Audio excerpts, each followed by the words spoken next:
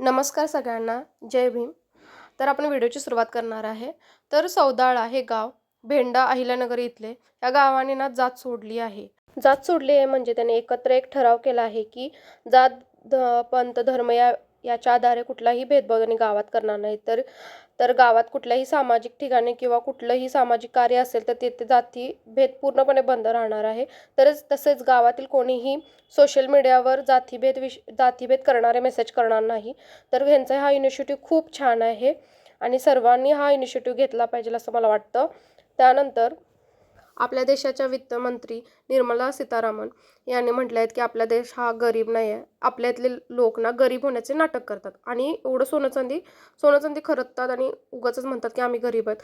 काय माहीत या कोणत्या लोकांना बघून हे म्हणत आहे. आम्ही तर अक्षरशः सोन्याच्या दुकानाच्या बाहेरनच फेरफटका मारतो. आतमध्ये जायचंही धाडस होत नाहीत. कदाचित ह्या मॅडमना ऑफिस ते डायरेक्ट अंबानीच्या घरा असा प्रवास करत असेल, त्यामुळे त्यांना असं वाटत असेल. तर पुढची न्यूज अशी होती की बिग बॉसमधून ना दिव्या शिंदे यांना बाहेर काढलं.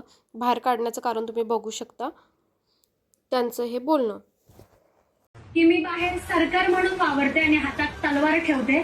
भले ती तलवार आता घरी असेल याचा अर्थ असा नाही की मी इथल्या गोष्टी विसरेल आणि बाहेर जाऊन त्या गोष्टी विसरेल. मी बाहेर जाऊन ती तलवार चालवेल. ती तलवार कुणावर चालवेल इट डिपेंड करतं की तुम्ही माझ्यावरती किती आणि कसे बोलताय. ही जर महाराष्ट्राचे तर त्याने असं वक्तव्य केलं आणि याला आपल्या समाजातील काही भागाने विरोध दर्शवला आहे. त्यांचं म्हणणं आहे की खूप जणांचं असं म्हणणं आहे की त्यांनी तिथंच थांबलं पाहिजे होतं. अहंकार न बाळगता तिथं माफी मागायला सांगितली होती. माफी मागितली असती तर कदाचित ताई हे आपल्या ही बिग बॉस जिंकू शकल्या असत्या आणि खूप साऱ्या लोकांचा त्यांना पाठिंबा होता. तसंच मग आपण आंबेडकरांचे विचार फॉलो करतो तसंच आपण आंबेडकरवादी आहे सांगतो. तर बाबासाहेबांनीही खूप सारं शिक्षण घेतलेलं. त्या काळात इतक्या त्यांच्याकडे हुद्दा होता तरीही त्यांनी कधी त्याचा अहंकार बाळगला नव्हता आणि कोणतीही हिंसात्मक कुठलं त्यांनी टिप्पणी केली असं कधीच घडलेलं नाही. त्यानंतर सर्वोच्च न्यायालयाने SC/ST कायद्यावर मोठा खुलासा केला आहे. अनुसूचित जाती जमाती व्यक्तीशी केवळ गैरवर्तन किंवा शिवीगाळ करणे हा गुन्हा नाही, असे सर्वोच्च न्यायालयाने एका प्रकरणाचा निकाल देताना म्हटले आहे. जातीच्या आधारे अपमानाचा स्पष्ट उल्लेख नसेल किंवा उद्देश नसेल तर हा कायदा लागू होत नाही. यावरून अनेकांनी आक्षेप घेतला आहेत.